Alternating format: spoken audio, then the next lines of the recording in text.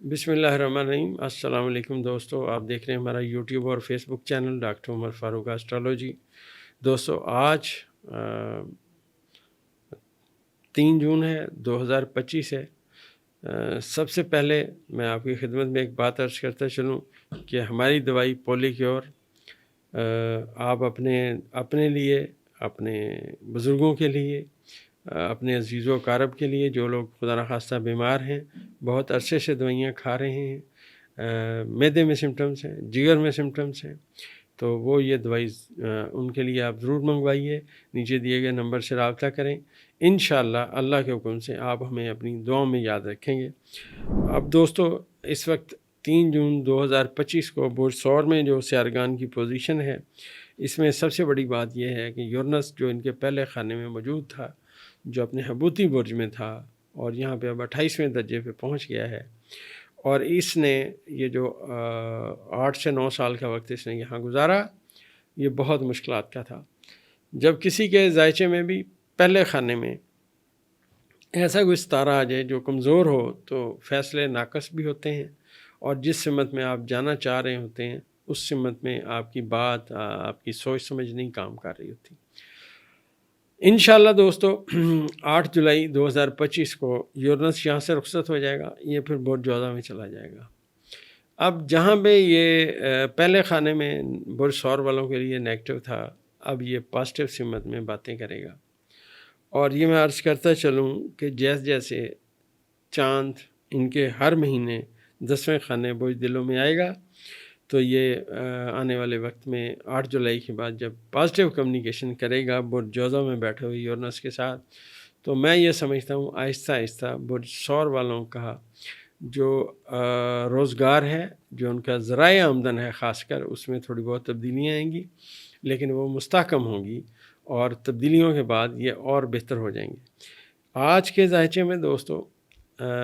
3 جون کے ذائچے میں جو مریخ ہے، ان کے ذائچے کے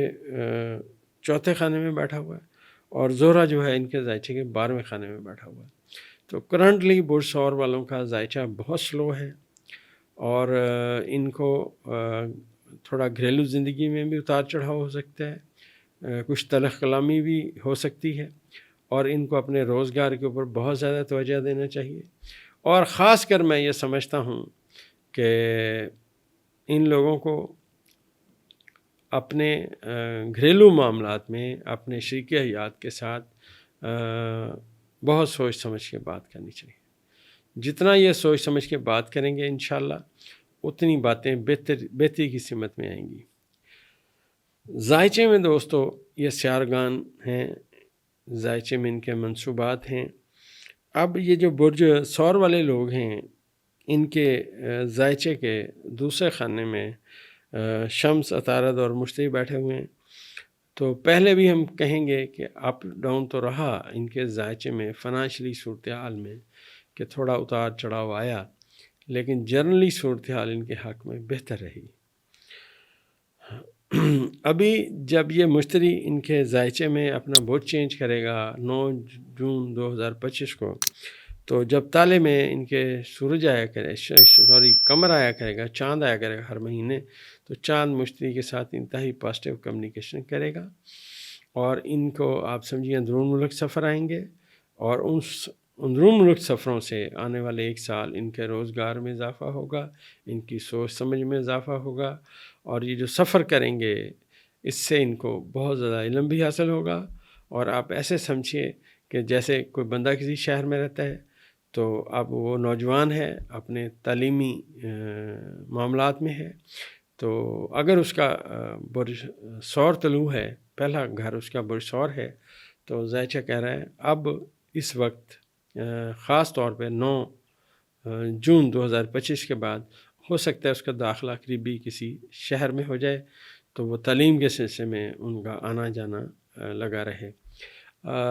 یہ ایک اندازہ ہے دوستو، خاص طور پہ میں یہ سمجھتا ہوں وہ برج سور کے لوگ جو زمین سے ریلیٹڈ کام کرتے ہیں، جو غلے سے ریلیٹڈ کام کرتے ہیں وہ اندرون ملک سفر کرتے رہیں گے، ان کو فائدہ ہوگا اس وقت کے بعد۔ یہ جو ذائچہ ہے دوستو، اس میں جو سیارگان ہیں جب نیگیٹو ہوتے ہیں رکاوٹیں آتی ہیں، جب پازیٹیو ہوتے ہیں تو ان کے راستے نئے کھلتے ہیں، نئی سمت، نئی سوچ سمجھ ان کی کام کرتی ہے، اور اللہ تعالیٰ ان کے لیے برکت کے اسباب پیدا فرماتے ہیں۔ ہمارا ایک اندازہ ہے دوستو، اس وقت جو برج ثور کے لوگ ہیں، اگلا ہم انہیں مشورہ یہ دیں گے کہ یہ اپنے بلڈ پریشر پہ بہت زیادہ توجہ دیں، سر میں درد کی صورت میں فوراً ڈاکٹر سے رابطہ کریں، اور سب سے اہم بات یہ ہے کہ آنکھوں کی اگر کوئی انہیں سمٹم ہو، کیونکہ زحل اور نیپچون اب ان کے ذائچے کے 12ویں خانے میں ہیں، تو اپنی صحت کا، اپنے سر درد کا، آنکھوں کا، خاص طور پہ کڈنیز کا بڑا خیال رکھیں۔ دوستو، جو چیزیں پازیٹیو ہیں وہ بھی بیان کی ہیں، اور جو نیگیٹو ہیں وہ بھی بتانے کی کوشش کی ہے۔ اس کی بنیادی وجہ یہ ہے کہ جو علم ہے وہ آپ کو سوچنے اور سمجھنے کی صلاحیت دیتا ہے۔ جو چیزیں آپ سوچ سمجھیں گے، جس سمت میں آپ جانا چاہیں گے، وہ انشاءاللہ آپ بہتر رزلٹس پائیں گے۔ جیسا میں نے آپ سے عرض کیا کہ جو برج ثور والے ہیں، اب زحل ان کے ذائچے میں 12ویں خانے میں آ گیا ہے۔ 12ویں خانے میں موجود زحل ان کے جسم میں بیماری کی سمٹمز پیدا کر سکتا ہے، لہٰذا برج ثور والوں کو چاہیے مرچ مسالے والی چیزیں، مرغن چیزیں کھانا چھوڑیں، اپنے بلڈ پریشر کا خاص خیال رکھیں۔ اور یہاں میں ایک بات اور بتاتا چلوں کہ زحل کی برج حمل میں موجودگی برج ثور والوں کے لیے ایک اور بات کی نشاندہی کر رہی ہے کہ ان کے ساتھ، کیونکہ نیپچون ان کے ذائچے کے 12ویں خانے میں نیپچون کا اور زحل کا کران ہونے والا ہے، اور یہ جو نیپچون اگر ریورس ہو تو دھوکے اور فراڈ کی نشاندہی کرتا ہے۔ تو کسی بڑی عمر کے کالے رنگ کے آدمی سے محتاط رہیں، خاص کر وہ لوگ جن کی ایک آنکھ چھوٹی بڑی ہو یا جن کی آنکھوں میں تھوڑا فرق ہو، ان سے بھی بچیں، کالے رنگ کے آدمی سے بچیں۔ یہ بہت ضروری ہے دوستو، کالے رنگ کی چیزوں سے بچنا ان کے لیے بڑا ضروری ہے۔ باقی اللہ تعالیٰ سے دعا کریں۔ یہ جو برج ثور کے لوگ ہیں، ان کا جو اسم اعظم ہے وہ ہے یا اللہ ہو، یا حنان ہو، یا شفیع ہو، اس کا ورد رکھیں۔ اور اس کے ساتھ ساتھ برج ثور کے لوگ پکھراج پتھر جو ہے وہ پہن سکتے ہیں، اور یہ پتھر آپ ہمارے پاس موفر مقدار میں موجود ہیں،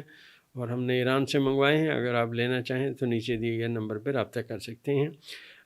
ذائچے میں اس وقت جنرلی 8 جولائی کے بعد برج ثور والوں کے لیے انشاءاللہ اچھا وقت شروع ہوگا، لیکن یہ اچھا وقت ان کے دماغی رجحان کی پازیٹیو نشاندہی کرے گا،